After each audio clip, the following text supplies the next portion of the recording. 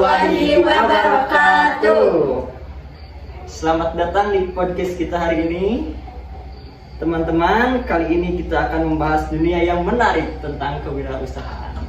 Nah, untuk narasumber kali ini, boleh untuk Kak Paja untuk memperkenalkan diri kepada narasumber kita kali ini. Oke, sebelumnya perkenalan kita dari UPI Kampus Tasikmalaya. Saya Fajar Samalutul Afifah, dan di sini ada teman-teman semuanya yang akan mendampingi podcast kita kali ini. Di sini yang pertama adalah siapa, boleh perkenalan?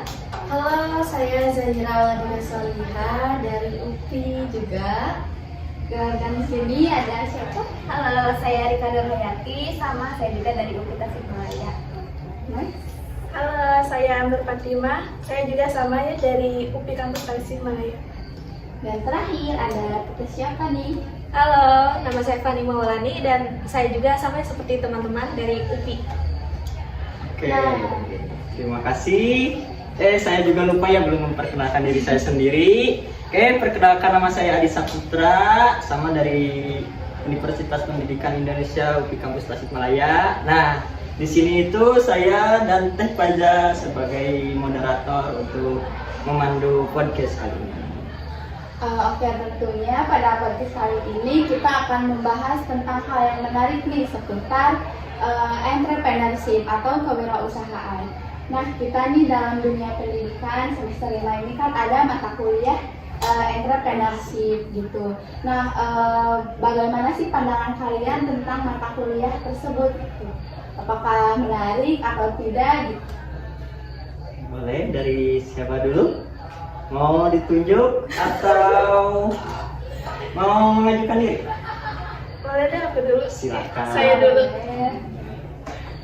Menurut saya, mata kuliah entrepreneurship itu menyenangkan ya, karena dalam mata kuliah ini kita jadi tahu gimana cara memulai usaha. Meskipun kita jurusan pendidikan anak usia dini, kita juga bisa memulai suatu bisnis gitu. Mungkin sekian dari saya. Oke, jadi menurut THM itu dalam sebuah pendidikan ya, kita tentunya itu harus penting juga ya dalam memulai bisnis gitu. Ada tambahan lain mungkin dari Jadi teman-teman? pendapat teman-teman yang lain boleh? Menambahkan ya. Ya kan kita itu backgroundnya sebagai seorang guru ya nantinya. Nah, mungkin pandangan orang-orang kok guru itu nantinya bisa terjun ke dunia entrepreneurship gitu, padahal kan itu sah-sah saja ya dilakukan oleh siapa saja. Nah, kalau misalkan kita pengen menjuruskan jurusan kita untuk jadi kewirausahaan, itu bisa nih dengan berbisnis media misalnya, alat peraga, ataupun dengan jasa, misalnya membuka bimbingan les belajar gitu. Ya, jadi tentunya banyak sekali ya peluang usaha yang dapat kita lakukan gitu sebagai guru PAUD dalam memulai bisnis. Bisa dengan media, juga bisa dengan membuka les gitu. Dan tentunya masih banyak lagi. Mungkin next Kang Adi. Oke, selanjutnya kita ingin bertanya mengenai ini nih. Bagaimana pandangan Anda setelah mengikuti mata kuliah entrepreneurship? Apakah ada ketertarikan untuk mencoba memulai bisnis? Boleh ya, saya izin menjawab.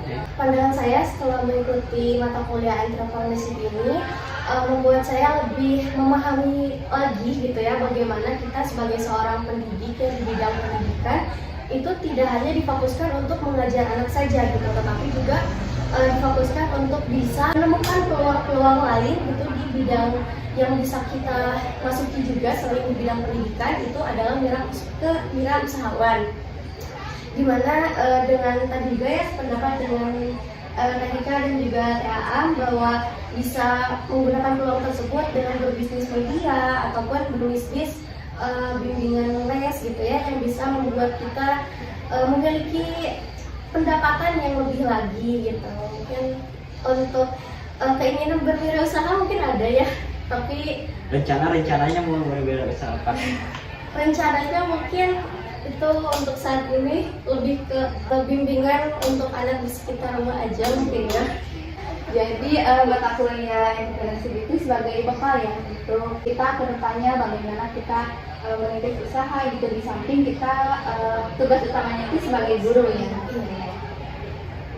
Ini boleh dari teteh yang lainnya. Teh Fani, barangkali ada tanggapan? Mungkin saya juga sangat sependapat dengan Teh Zahira. Sebelum mengikuti mata kuliah entrepreneurship juga, sebelumnya saya ada sedikit usaha kecil-kecilan yang saya jalani. Nah, setelah adanya matkul entrepreneurship ini, saya jadi lebih banyak tahu tentang bagaimana cara saya untuk mengatur strategi pemasaran usaha saya. Ini kalau boleh tahu, bisnis apa yang sebelumnya Teh Fani lakukan itu? Apakah dari berjualan kah, dari bisnis melalui saham atau apa gitu? Mungkin awalnya dari hobi saya ya, yang memasak salah satu makanan dimsum gitu. Jadi dari keahlian saya membuat dimsum itu, awalnya sebelum berjualan itu saya itu membuat sebuah testimoni gitu untuk orang-orang rumah sebelumnya. Lalu tanggapan dari orang rumah saya, buatan saya itu cukup enak gitu. Jadi ya saya mencoba berjualan dimsum itu ke orang-orang terdekat dulu, ke teman, lalu mencoba memasarkannya lewat WA gitu. Jadi dengan bisnis seperti ini, kemungkinan besar untuk kedepannya insya Allah bakal berkembang ya. Barangkali dari Teh Rika, Teh Aam, apakah ada perbedaan sebelum mengikuti dan sudah mengikuti mata kuliah entrepreneurship, dan apakah Teh Aam dan juga Teh Rika sudah mempunyai bisnis gitu, atau rencana bisnis apa yang akan dilakukan ke depannya? Kalau untuk rencana bisnis sih, kalau saya pribadi ya belum ada. Tapi kalau untuk ketertarikan itu, saya emang tertarik sekali ya dengan entrepreneurship, karena entrepreneurship itu kan luas sekali ya bidangnya, mulai dari kuliner juga bisa, fashion dan lain-lain gitu. Kalau saya sih lebih tertariknya itu lebih ke dunia pendidikannya gitu. Kayak kalau misalkan kan kita udah punya keahlian buat media nih, nah di situ kan bisa memanfaatkan peluang yang ada. Saya itu kan media juga kan bermanfaat gitu untuk sekolah-sekolah yang misalkan ada sekolah yang kekurangan media, nah kita juga bisa berkontribusi gitu, salah satunya dengan media itu sendiri. Mantap, berarti dari kamu untuk kedepannya berbisnisnya dengan keahliannya yaitu membuat sebuah media, media permainan edukatif ya, media permainan. Allah, semoga lancar untuk mereka. Barangkali dari Teh Aam, apa rencana kedepannya untuk membuka sebuah usaha? Tentunya ya setelah mempelajari tentang entrepreneurship, jadi ada perbedaan gitu. Kita itu memiliki peluang yang sangat besar gitu dalam dunia bisnis juga, terutama dalam pengembangan tentang alat-alat media sesuai yang tadi Rika jelaskan. Kemudian dari mempelajari entrepreneurship ini, jadi memiliki ide gitu dan tertarik untuk memulai suatu usaha, di mana usaha tersebut nantinya akan dilakukan ketika saya sudah tentunya lulus kuliah, amin gitu ya. Dan usaha tersebut tentunya juga harus ada modalnya, karena ingat saya sebagai mahasiswa, jadi saya akan mempersiapkan bisnis untuk nanti udah lulus, karena saya sebagai mahasiswa tentunya belum memiliki modal ya yang cukup untuk memulai suatu bisnis. Mungkin sekian dari saya. Boleh tip aja, barangkali ada yang mau ditanyakan lagi untuk teman-teman. Tadi kan udah dibahas gitu ya tentang bagaimana sih cara kita sebagai mahasiswa gitu dalam merintis usaha. Nah, bagaimana sih menurut pendapat kalian gitu? Sekarang kan zaman-zamannya teknologi mulai pesat gitu. Nah, bagaimana sih terutama yang udah merintis usaha gitu ya dalam mempromosikan gitu, dalam menjalankan bisnis itu gitu. Bagaimana sih peran teknologi atau manfaat teknologi gitu dalam sebuah bisnis? Tentunya ya, peran teknologi ini sangat berpengaruh besar kepada semua orang yang memulai bisnis. Dari pengalaman saya melakukan observasi pada beberapa orang yang memulai usaha gitu ya, mereka itu banyak memanfaatkan teknologi sebagai pemasaran, ada juga yang memanfaatkan teknologi untuk penjualan gitu. Kemudian teknologi ini juga dapat dimanfaatkan dalam pembuatan produk gitu. Ya, jadi teknologi itu sangat penting juga ya dalam sebuah wirausaha gitu. Apalagi dengan adanya media sosial gitu seperti Instagram ataupun Facebook itu menjadi sebuah jembatan gitu dalam memasarkan produk. Misalkan sekarang kan sudah ada fitur live streamingnya, jadi mungkin pembeli-pembeli juga akan mengetahui gitu, akan menilai gitu produk yang kita jual gitu dengan adanya live tersebut gitu. Kita ketahui bahwa peran teknologi itu sangat penting ya dalam dunia usaha gitu. Ya terus mau menambahkan ya. Nah dari tadi kan ada live streaming itu kan, nah, dari TikTok misalnya. Nah kan dulu itu sempat dihapus nih TikTok Shop ya. Sekarang udah ada lagi nih, kemarin katanya udah ada lagi. Nah yang kemarin itu TikTok Shop itu bekerja sama dengan Tokopedia. Jadi itu kan e-commerce dari Indonesia, sedangkan untuk TikTok Shop itu kan dari Cina kalau nggak salah ya. Nah sekarang kan kerjasamanya dengan Tokopedia dengan e-commerce dalam negeri nih, jadi semakin meningkatkan ekonomi tentunya yang ada di dalam negeri. Itu juga lebih bagus tentunya, apalagi TikTok ini sangat digandrungi oleh kalangan kita ya. Apalagi dengan ada fitur live streaming itu, kita bisa secara langsung melihat produk yang dipasarkan ya, jadi secara realnya itu seperti apa gitu. Mungkin seperti itu. Dalam memulai bisnis nih kita apa saja sih yang menjadi inspirasi kita gitu dalam memulai bisnis gitu, entah dari orangnya mungkin atau dari situasinya atau dari alasan-alasan tertentu yang sehingga membuat kita itu semakin bermotivasi lagi gitu untuk memulai bisnis ini. Mungkin dari Teteh ini barangkali ada yang Mungkin untuk saya yang menjadi inspirasi itu sekarang itu banyaknya orang yang sukses dengan memulai suatu bisnis, apalagi yang memulai bisnisnya itu dengan menggunakan media sosial gitu. Jadi bisnis online shop itu. Nah, tapi saya tertarik untuk memulai bisnisnya itu karena dari orang tua gitu. Orang tua kan berbisnis tentang makanan-makanan gitu. Jadi saya tertariknya dengan bisnis makanan. Mungkin sekian dari saya. Oh, jadi kalau THM itu motivasi terbesarnya itu orang tua ya. Tentunya orang tua itu sangat berperan besar gitu dalam kehidupan kita, khususnya apalagi dalam memulai sebuah wirausaha tentunya membutuhkan dukungan dari orang tua gitu. Next mungkin dari teman-teman lainnya. Boleh dari saya. Kalau saya itu melihat dari situasi sekarang ya, mungkin lapangan pekerjaan itu sangat sulit dan kita kan sebagai seorang guru, calon seorang guru nantinya akan honorer dulu ya. Kalau misalkan belum rezekinya untuk diangkat menjadi seorang ASN. Nah kalau misalkan dilihat dari peluang, entrepreneurship ini cukup menjanjikan untuk batu loncatan kalau menurut saya ya, apabila kita belum diberi rezeki untuk menjadi seorang guru. Nah dari peluang tersebut tentunya kita bisa menghasilkan uang gitu dari apa sih selain dari profesi kita gitu, seorang guru. Mungkin seperti itu dari saya.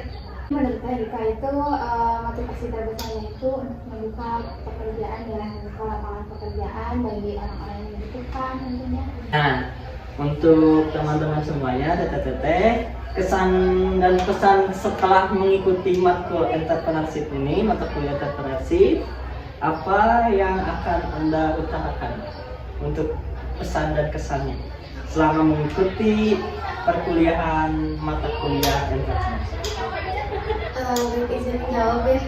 Untuk yang pertama, kesan-kesan selama mengikuti mata kuliah itu adalah bahwa kita lebih bisa memahami gitu dan menambah wawasan kita terhadap entrepreneurship, dimana kita belajar mengenai bagaimana mencari peluang wirausaha, bagaimana memulai usaha dengan modal yang tidak besar, atau bagaimana strategi yang bisa digunakan dalam mengelola atau memasarkan produk dalam usaha kita yang bisa digunakan nanti di masa depan. Oke, siap. Terima kasih dari Teh Zahira. Barangkali dari Teh Rika, Teh Aam, Teh Fani harus ini Maya wajib soalnya biar teman-teman yang menyaksikan podcast ini terinspirasi gitu, walaupun tidak mengikuti mata kuliah entrepreneurship, tapi dia insya Allah semoga dia berusaha untuk mengetahui bagaimana tentang dunia kewirausahaan? Ya, izin jawab ya. Tentunya dengan adanya kuliah entrepreneurship itu sangat memberikan kita pengetahuan yang baru gitu ya untuk bisa memulai sebuah usaha. Apalagi kita sebagai seorang mahasiswa bisa diberi kesempatan untuk berbisnis tentunya dengan modal yang minim. Kemudian kita juga mempelajari tentang sikap-sikap kita terkait berwirausaha, kayak misalkan harus semangat, harus jujur gitu ya. Terutama jujur itu sih yang penting kalau menurut saya gitu. Jadi buat teman-teman semua ya, jangan takut untuk berwirausaha karena kita bisa menjemput rezeki kita dengan cara apapun. Yang penting harus halal ya teman-teman. Seperti itu. Jadi harus jujur yang kuncinya gitu. Iya. Kita berwirausaha. Barangkali dari TA. Izin menambahkan ya pesan-pesan setelah mengikuti mata kuliah entrepreneurship ini, saya jadi tahu nih kalau sebagai wirausahawan itu harus konsisten tentunya dan juga jujur. Nah, itu merupakan kunci yang paling utama dalam berbisnis, di mana bisnis itu nantinya akan maju dan berkembang. Mungkin sekian dari saya. Gimana nih kalau dari Teh Wani? Baik nih, setelah saya mengikuti mata kuliah entrepreneurship ini, kalau dari saya sih jangan takut untuk mencoba ya dalam berwirausaha. Dan dari mata kuliah entrepreneurship juga saya itu lebih banyak tahu gitu bagaimana strategi pemasaran, bagaimana juga cara mengatasi dalam kewirausahaan gitu bila ada sesuatu yang menjadi kendala gitu. Barangkali Teh Faza boleh untuk menyampaikan pesan-pesan dari kita gitu, dari selaku saya Adi Saputra dan Teh Faza sebagai moderator. Oke, jadi pesan-pesan ya selama mengikuti perkuliahan ini dapat memberikan insight baru gitu tentang wirausahaan gitu, bagaimana cara memulai bisnis gitu. Apalagi kita sebagai mahasiswa tentunya perlunya manajemen waktu gitu terkait bagaimana pemasarannya, bagaimana cara mengantarkan produk itu kepada konsumen gitu ya. Tentunya kewirausahaan ini sangat berperan penting gitu dalam kita sebagai guru. Tentunya tidak hanya kita tugas utamanya sebagai mengajar, tapi dapat diselingi juga dengan kegiatan berwirausaha. Mungkin ada pesan dari saya untuk teman-teman yang menonton podcast ini, jangan pernah takut untuk mencoba, karena sebelum kita mencoba kita tidak akan mendapatkan sebuah pengalaman. Dari pengalaman itu kita banyak belajar mengenai bagaimana kita harus memulainya. Mungkin sekian dari podcast kami. Mohon maaf bila ada kesalahan, pengucapan kata yang tidak enak. Kasih juga kepada teman-teman yang sudah menyempatkan waktu. Akhir kata dari kita, sampai jumpa lagi. Wassalamualaikum warahmatullahi wabarakatuh.